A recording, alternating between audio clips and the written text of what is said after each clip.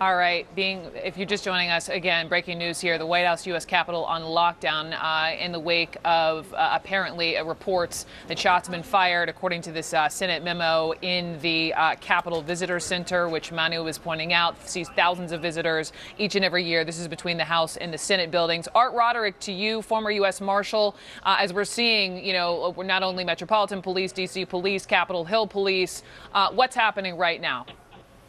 Yeah, I mean, you'll have all law enforcement agencies responding, and I've been to that area on several different times. And if this did occur inside the CVC area, then there's really very little, if any, vehicular traffic that comes up any of those roads around there. The Capitol Police have gone ahead and established posts at various streets which do block off a lot of the access to a lot of the buildings there. You will see in that area, you've got several of this congressional and Senate office buildings that are around that same area. And of course, the CVC is right in the middle of the Capitol there, and it's kind of like the center focal point. So you'll have the Capitol Police basically managing this scenario with assistance from all other law enforcement agencies that'll show it, be it MPD or any of the other federal law enforcement agencies that are in the area there. Art, I want to keep you on the phone, but let me bring in another voice. Kevin Liptak is a CNN White House producer. And Kevin, joining me now on the phone, we know the White House is on lockdown as well. Tell me what you know, Kevin. Right, that's right. I'm in the basement of the White House now. Maybe about 10 minutes ago, uniformed officers with the Secret Service asked all of the reporters, all of the cameramen, and all of the guests who are out on the White House North Lawn to come inside. They've cleared Pennsylvania Ave, and that's the pedestrian walkway just outside of the North Lawn gates, where you often see tourists gathering for photos of the White House. I should say this is a very typical response when there's any security incident happening on Capitol Hill or at any other federal building. The Secret Service likes to take every precaution that they can as the situation develops and as they learn more about what's going on. It's a very busy day here at the White House. We have the Easter egg roll going on the South Lawn. They were estimating 35,000 people were going to come through the gates for that. But at this point, there's no indication whatsoever of any security breach here. This is just the Secret Service taking every precaution that they can as they try and learn more about what's happening up on Capitol Hill.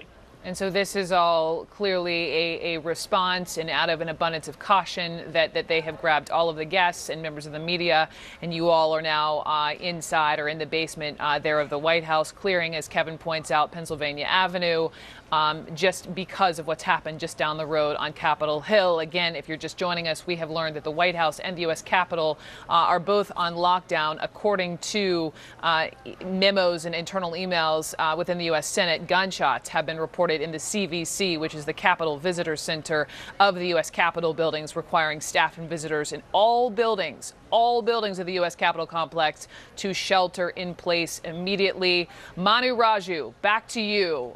Can you talk to me a little bit about how huge, or perhaps not, that Capitol Visitors Complex is?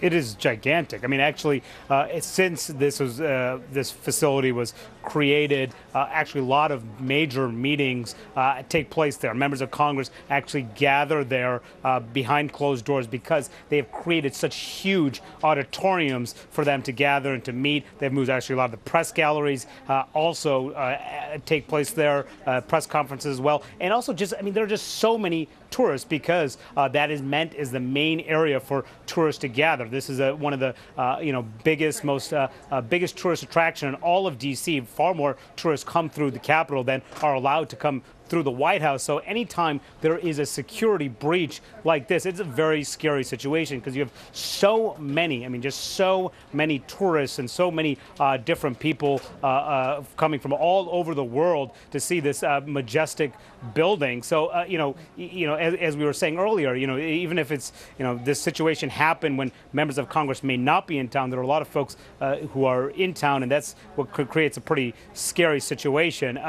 We don't really have any additional information than what we originally have, other than we know that, of course, that Capitol Police are investigating these shots that happened in the CVC complex, and that the Senate and the House are both in lockdown. They're asking folks not to walk around the Capitol, but no matter what happens here, we know that gunshots were fired and that there are definitely folks lingering around, and that's what the visitor center is. Folks are just in the hallway and checking out this building. So it's a very serious situation, and clearly the police are either acting out of an abundance of caution or trying to figure out and trying to get to the person who actually fired these shots. So we'll see exactly what happens. But no matter which way you look at it, Brooke, it's serious given how many people just go through those Capitol Visitor Center complex doors each day. Of course, especially on the end of a busy tourism weekend, Easter weekend, beautiful right now in Washington, D.C. Manu, with your knowledge of this Capitol Visitors Complex and with your knowledge just sort of the Capitol grounds, I mean, listen, you have press credentials and still you go through metal detectors to enter certain buildings and that kind of thing. If you are just a member of the public or a tourist and you want to go inside of the Capitol building whatsoever, are there few entrances to do that? How many are there? Do you know?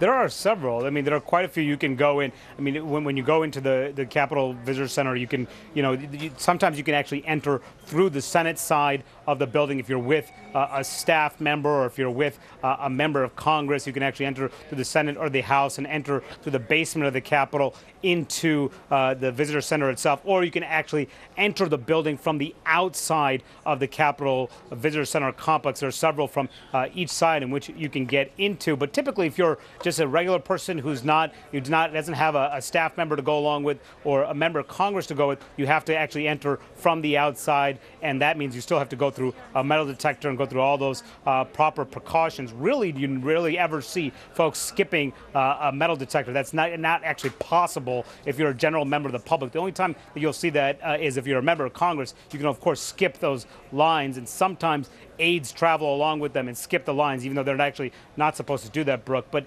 typically, this is a very, very secure process, and any time that there's a problem, police will act rather expeditiously. So clearly something happened here that forced police to respond, and that's one reason why folks are in a lockdown right now. We don't know where the gunman is loose or what, or if someone has been caught, but we know that they're investigating the situation, which is why they're not asking folks not to move around that area.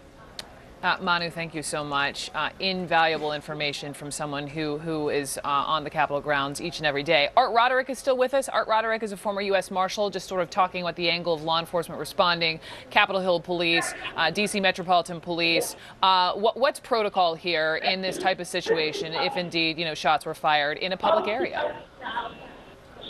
Well, I mean, the shelter-in-place alarm obviously went out, so I can tell you there's a lot of nervous people in the buildings there. I actually got a couple texts from some friends of mine that work in the Senate and House buildings, so they're just waiting for the all clear. But I mean, you've got some of the most experienced law enforcement agencies right there in Washington D.C. to handle this situation. The Capitol Police are excellent at handling these types of active shooter calls and also any type of threat at the Capitol. And again, that area is fairly secure around there. I'm kind of a little bit surprised that somebody's in there with a handgun into that area, because there are Capitol Police all over that whole Capitol complex area. Okay. Art, forgive me, I was getting some information in my ear. Thank you so much, and stay with me. I'm just getting some new information here as we're talking both about the White House and we're talking about Capitol Hill. Let's be crystal clear now. These are two separate incidents. And we've been reporting, the White House on lockdown. We were talking to our White House producer a moment ago who's now in the basement. Staffers, guests, press asked to step off the North Lawn area, Pennsylvania Avenue cleared. That was because, according to what I'm just now getting, someone tried to jump the White House fence. That is now all clear.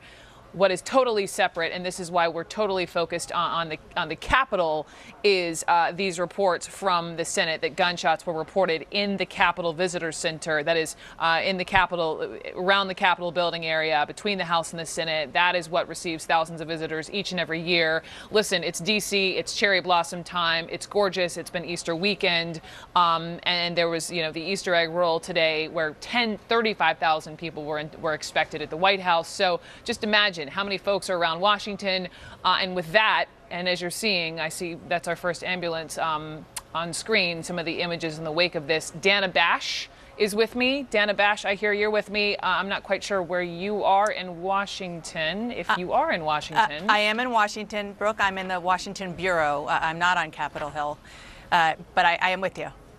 Okay, so when we talk about, Manu's been amazing in talking about this Capitol Visitors Complex and these reports from this email I'm seeing to staffers within the Senate to shelter in place, stay away from doors and windows because of reports of shots fired.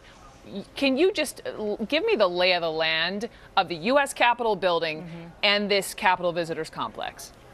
Well, the Capitol Visitors Complex, as Manu was just explaining to you quite well, is most of it is underneath the Capitol. The entrance is outside, kind of, if you're looking at the map there, more towards where the Supreme Court is.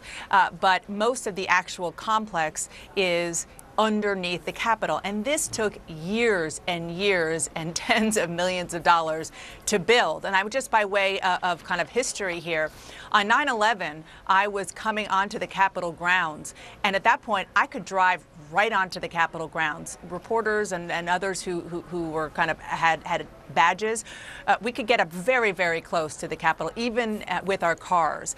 That is no longer, not just because of 9/11, but also because the CVC, as you mentioned, the Visitor Center, was built and was finished. And so it is really just a maze. I've covered the Capitol for a very long time. The halls of the actual Capitol I've pretty much got down. Underneath, I get lost every time I go down there. It is remarkable because it has, as Manu was saying, not just places for visitors to go, which are really beautiful, but also a lot of workspace for senators, for staff. A lot of the secure rooms are down there, and so it is just a huge, huge complex in the visitor center. And so, but I also want to echo what Manu said. You know, I wasn't covering the Capitol, but I was here in Washington at the time when the two Capitol police officers got shot.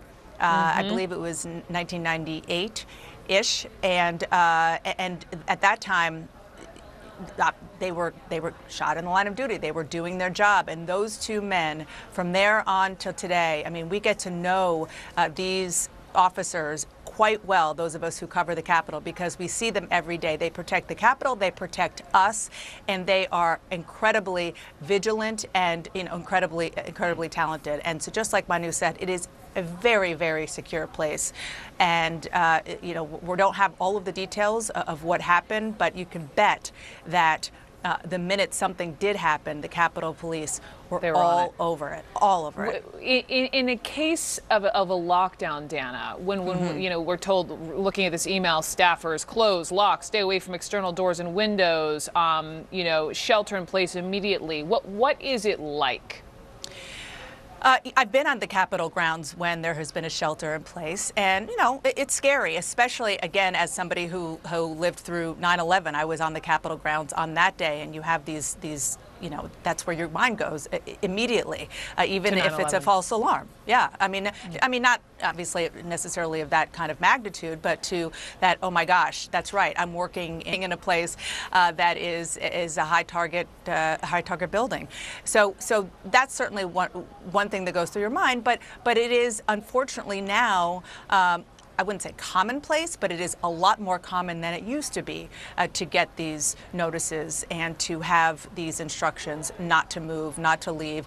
I remember one of the times there was a shelter in place, I was doing an interview with Harry Reid, the then Senate Majority Leader, and that was the time that, if you remember, there was a woman who drove from the White House all the way to the Capitol, and she had a child in her car. She was unfortunately shot. That happened during this show. I remember a couple years ago. Exactly, and that happened kind of down the hill, right out the window from where we were, and there was a shelter in place at that time. So it does happen, and it is procedure. And I have to tell you, it wasn't like this. There was no procedure on 9/11, anything close to this, and it is because of that horrific incident, not just in this building, but in other buildings around the city, around the country, that there are now very, very specific procedures in place when there is some kind of danger like this. Yeah, I can't imagine being inside and during a lockdown out of an abundance of caution. Unfortunately, some of these staffers and folks and members of Congress, although they're on recess, they are more or less used to having to take precautions, to your point. They've been through this before. Dana Bash, you are invaluable. Don't go too far. I've just been handed some new information here. We're reporting a moment ago. The White House had been on lockdown earlier. Again, that was totally unrelated to the pictures that are playing out on your screen. Apparently, there was someone who tried to jump the White House fence.